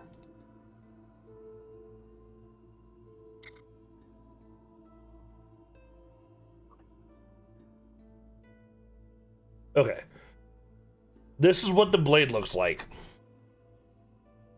And that's what KVAX looked like. That's what all of Nexus has also looked like. The difference is in the hilt. So the handle and the bottom of the hilt look different for each sword. The Archaea one was white, and it had the symbol of Archaea on it. So it has the god symbol on it, on the actual pommel of the hilt. The Zorandos one was red. So since you actually haven't seen Zorandos' symbol, it kind of looks like fire. Okay. But it's more sharp. Okay. The Archaea one was white. Basically the hilt more or less is just following their color schemes. That makes sense. So Krasis is also black. However, Krasis is, you can actually see shadow kind of moving within the hilt as well.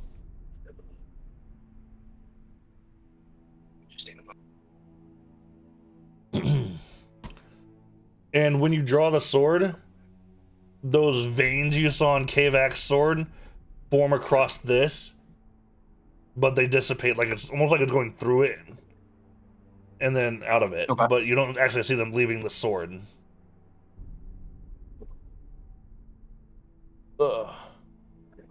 And then I need to fix the music again. Flashbang? No, not flashbang. On top of the horse statue appears the Guardian of Krasis.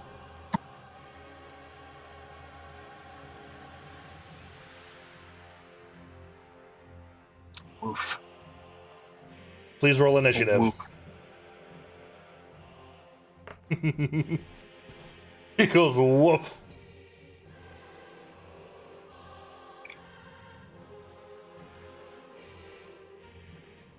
Oh, that's fucked. He rolled a 15. Womp. Mm-hmm. So he comes in through this almost like explosion of black smoke on top of the horse, and as it dissipates, the first thing you see come out of the smoke is the top of his scythe swiping the smoke away. And just because I can, I'm going to show you the art for him.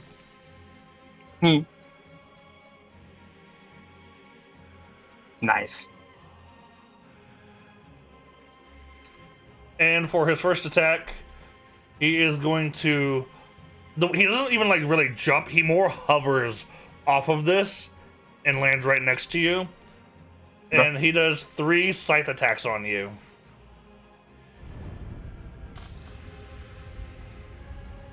$17 does not hit you.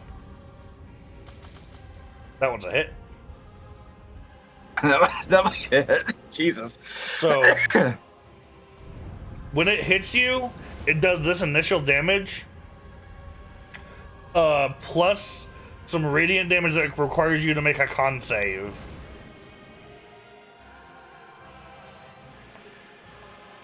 Yeah, nope. Alright, so the radiant damage is 3d8. So 29. Yep. Minus 1d6 for my last psionic. Hot dog. So that's 25. Okay. And then one more scythe attack. Oh, that's a nat 1. Alright. So on the last one, he just kind of flips the scythe around and almost fumbles it, but he catches it in a very graceful way. Okay. Castle, it's your turn.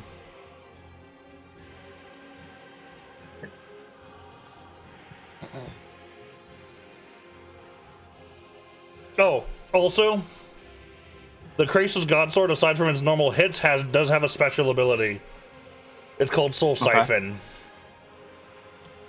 So, for Soul Siphon, if you hit your target, you can roll a D100, and if it rolls above 50, you restore half of your remaining health. Oh, shit. All right, as my bonus action, I'm going to use Shield of Faith. Okay. And then I will swingy swing. This is AC. That's a hit. So, let's see my notes. 5d6 plus 10. Mm-hmm.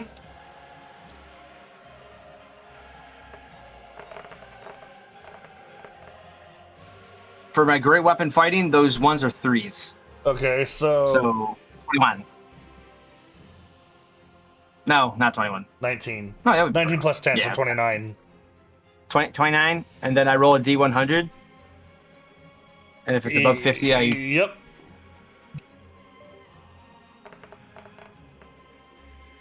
Oh, so what it works on current HP, so half of 36 would be... So...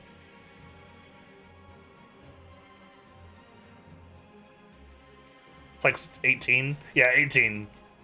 So you restore 18 health. Yeah, thank you, Spring. My math was not... So when you hit him... Swing again. When you hit him, you see the sword light up with shadow coursing through it, and as it swipes through him, you see it do that sucking thing that Julius's halberd did. Ah, okay. And it absorbs some of the essence into the sword, and you feel it course through you and energize you again. Okay. That one missed. Well, that second attack missed. Yeah, that's the end of my turn. Okay.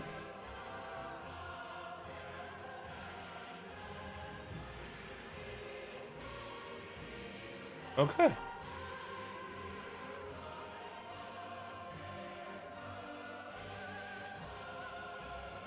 Wow. Alright, so he's going to hit you once with the scythe. Did it roll? It did not roll for me. Okay, refreshing the page.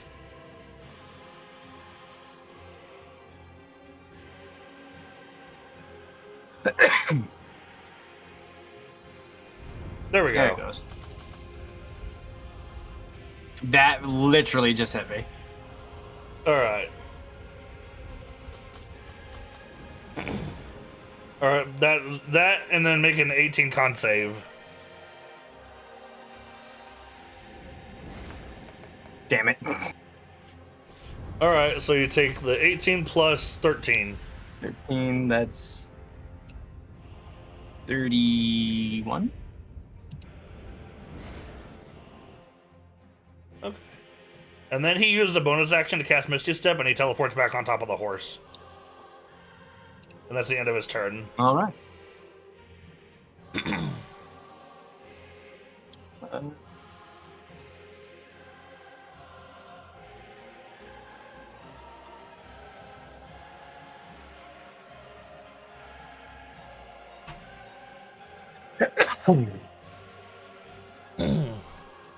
And you actually hear Krasis speak to you at the moment.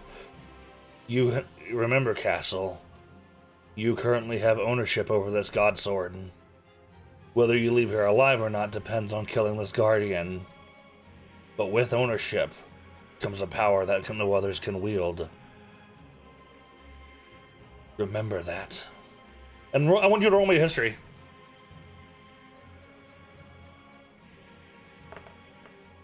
Damn it, my rolls are shit. So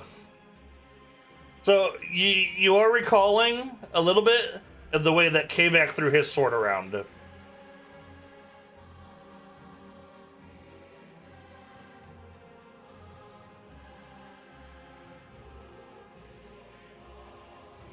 I want to try something, but I don't want to be dumb and just like, huh? All right, well, I will bonus action Hunter's Mark on the Guardian. Okay. And fuck me, I'm gonna throw the fucking God Sword at the Guardian. Okay. And you just roll your normal hit.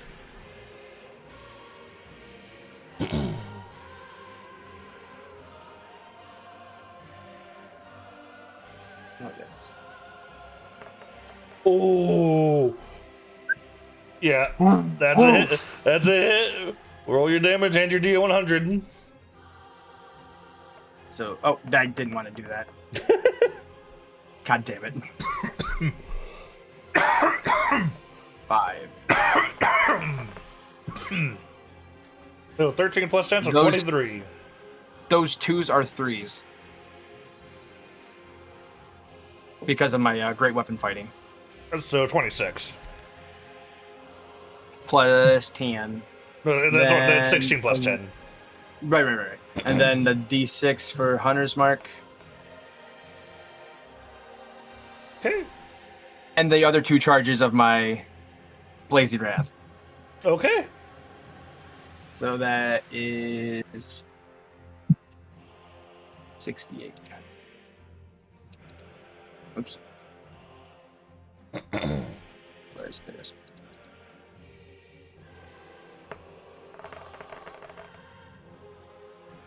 Oh. And then my D100.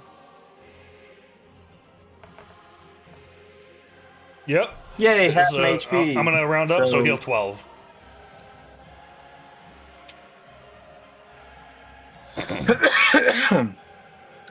That's the end of my turn. Okay. Oh wait. Okay. Yeah. Go ahead. I have my second attack. I forgot about that. Was my first attack. Oh yeah, that's right. You have 2 attacks. Did you forget to do that last time too? I might have. Go ahead. I think it's a miss. That one's a miss, but go ahead and make one more attack because you did forget to.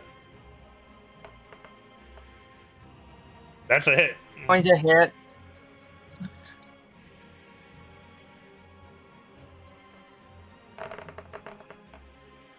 I need 2s and 1s or 3s. So 20, so 30. And then the D6 for Hunter's Mark. 35. And then my D1. And you heal, so I'm going to round up again, so 36 is 18. Now it's in my turn. Okay. I need to make sure I'm reading this right, so one sec.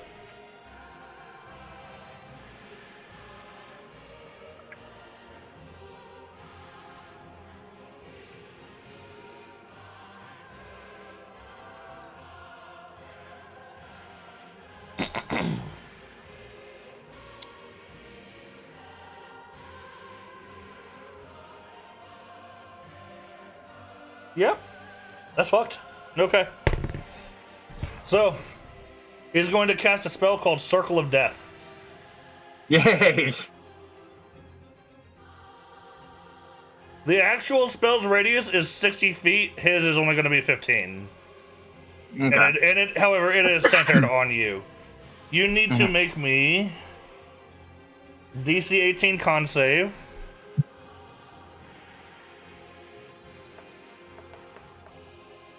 God damn it! Yikes.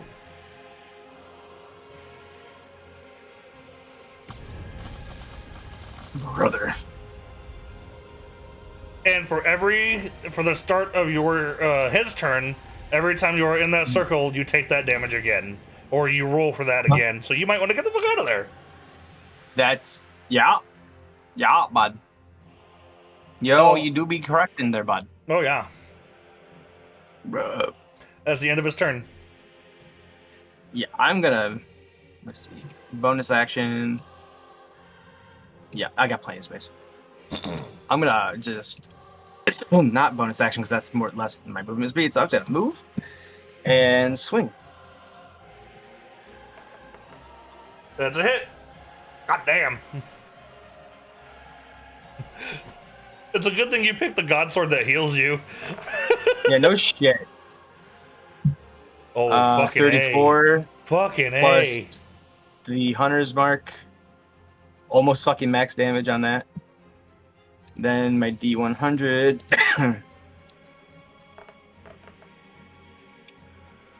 Oh, I didn't mention this, but I will. If you roll a 100, that's a full heal. Damn.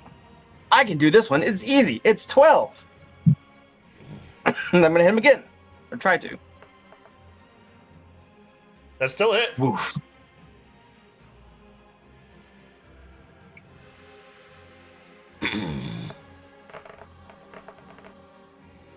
Yep. That's a 3 plus 10, and then 21, 6. so it's 30, 31. God damn. And then a D100 to kill myself. Hopefully. Oh, first time. Oh, Damn. shit. That is the end of my turn. So, as you've been kind of pelting him with the God Sword, he's starting to look a little bit worse for wear. He's now kind of slouching a little bit. And actually, I need to roll a d10 for him, because that spell is concentration. Actually, I need to roll 2 d10s because you hit him twice. Or d20s, I mean. It has to be above a 10. So that spell's gone.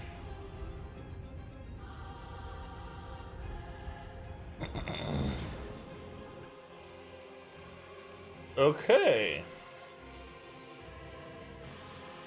Oh, I forgot his God Sword also has graze. So every time I miss, he should have taken baby damage. Oh. Yeah, that's true. So, Well, we'll just remember that going forward. yeah, that's fair. I ain't worried about it. So, he is going to cast Disguise Self. Mm-hmm.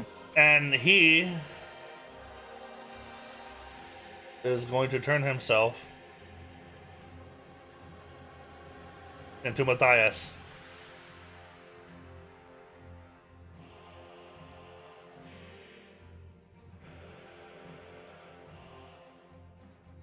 Oh, that. Matthias is now sitting on this horse, holding and petting Harmig. And that's all he does. So it's my turn. Mm-hmm.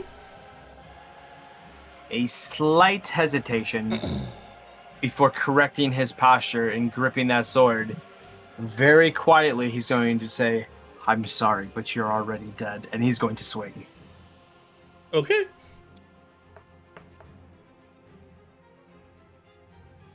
You hit.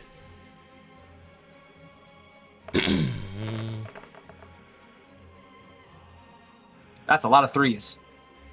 So that's 18. Plus 10, 28, plus Hunter's Mark. My D100.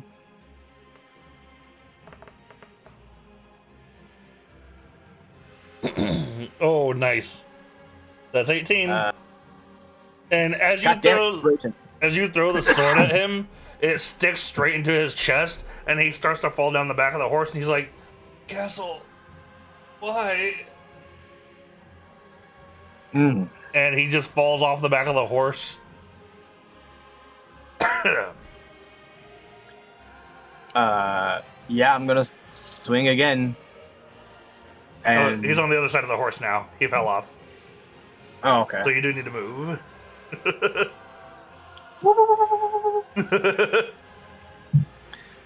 Again. And as you're about to swing, he's holding up to you, and he's like, "Castle, please don't." I want you to roll me a No con save. hesitation. Oh, you bitch. The only reason I'm having you do that is because this is a magical 19. effect happening to you. All right, 22. You will through it. Swing away, Captain. Oh. However, you just can't quite seem to follow through, and you miss and hit the ground. Let's see.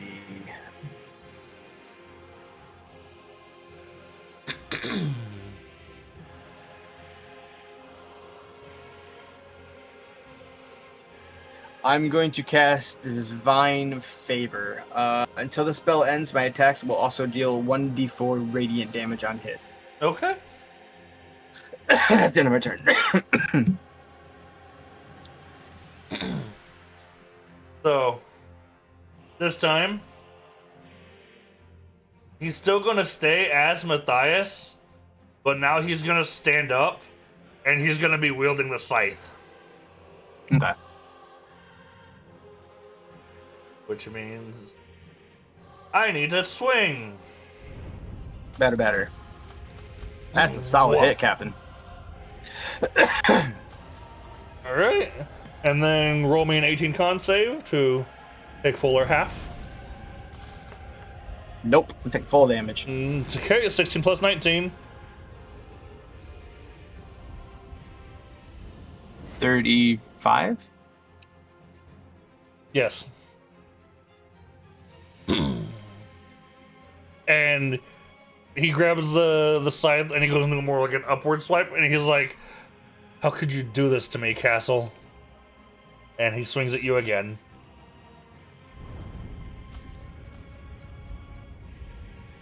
Hits me with 1.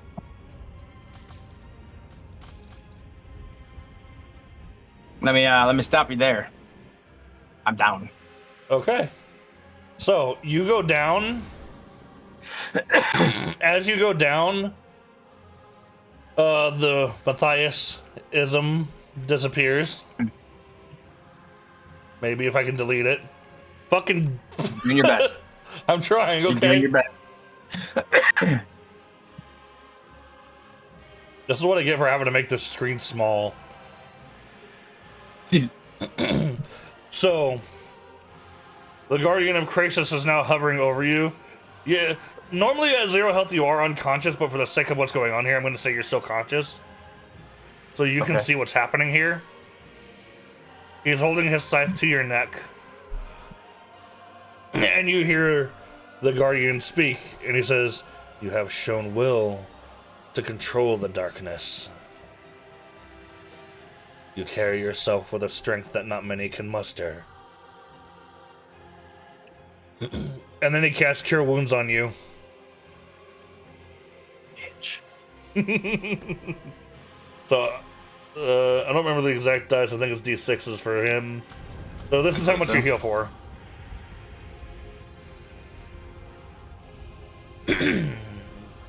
So he casts Cure Wounds on you, and as you come back up, that's all he's gonna do, and he says, "You have one more chance. Show me what you're made of."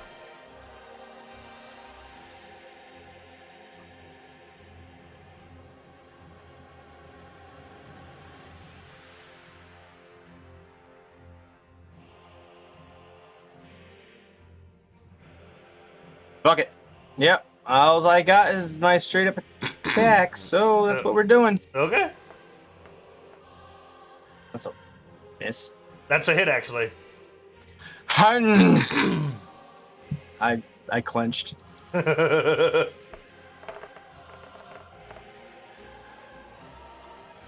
that's 21. 32. Or 20. Yeah, 22. Because that one should be a 3. That makes it 21. Oh, no, you're right. You're right. Yeah, you're right. So 30, I went 31. down. Plus my D6. Oh, wait, no. I wouldn't have concentration. Never mind. What do you need concentration for? Right. Oh, that's for the Hunter's Mark, right? Hunter's Mark and Shield, I believe. Okay. You still have another attack, though.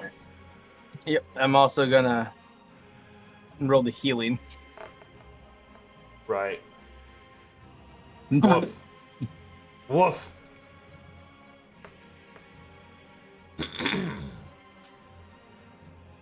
Yep. That's a smack. That's a smackaroonie.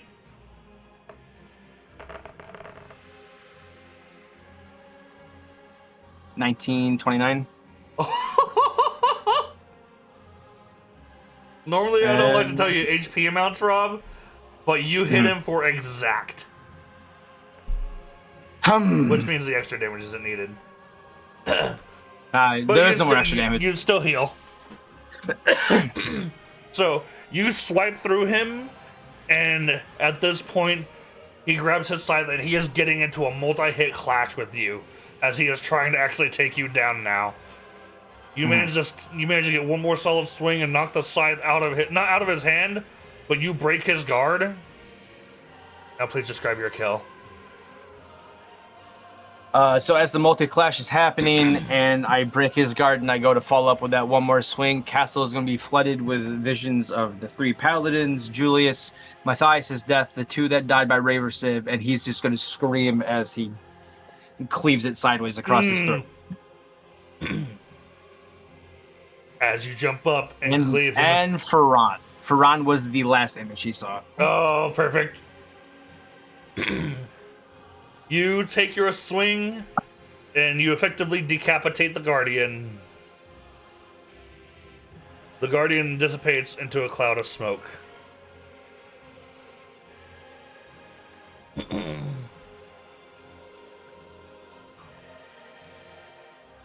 And you hear Krasis speak. And you now hear Krasis speak once again. In a second. Okay. We actually don't need the map anymore. So you hear Krasis speak. Congratulations, Castle. You have passed my trial by the skin of your teeth.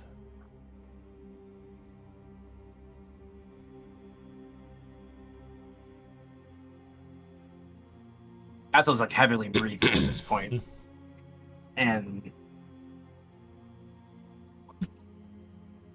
he's gonna be like, the next thing I do is I'm gonna rid myself of that contract with your icon. You will do what you must.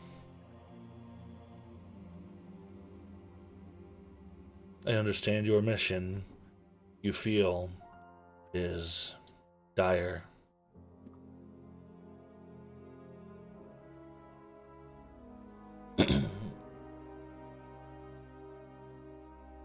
So,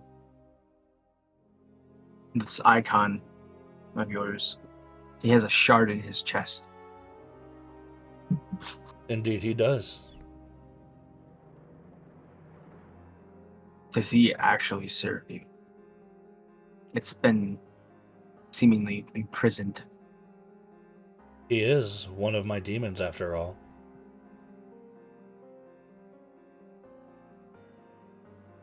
But how he serves me, well, that is for me to know.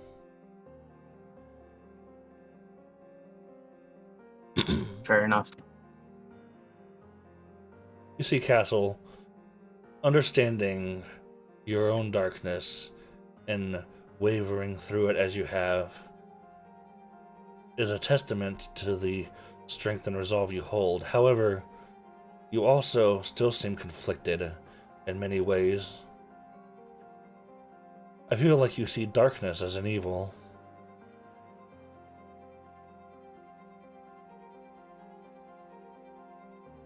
I wouldn't say that. Darkness I see as a tool. It's not evil. It depends on how it's used. And the user depends, it makes it evil or not. Interesting. Very Same well. can be said for holy light or fire or water. Literally anything can be deemed evil depending on its user. Well, it's nice to know how you feel. Now carry my sword and my power bestowed within it. But understand that while you do so, the choices you make are yours alone.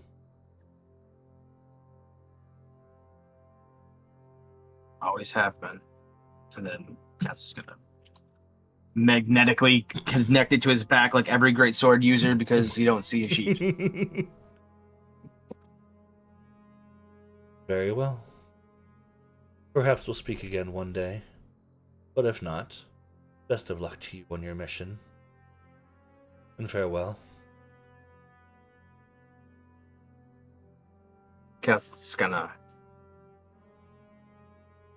not disrespectfully not say anything because this experience has been rather not what he expected. Mm-hmm. He was expecting something like the icon. Right. But the two are so vastly different. Mm-hmm. More of like a solid more like a silent acknowledgement that they may speak again. Right. Well, as he gives you your farewell and you make your non-response response, the door to leave now appears behind you. Gonna turn and walk through it. All right. And you exit the trial of Krasis. And that is where we will end our session. I got so. As for the recording, bye!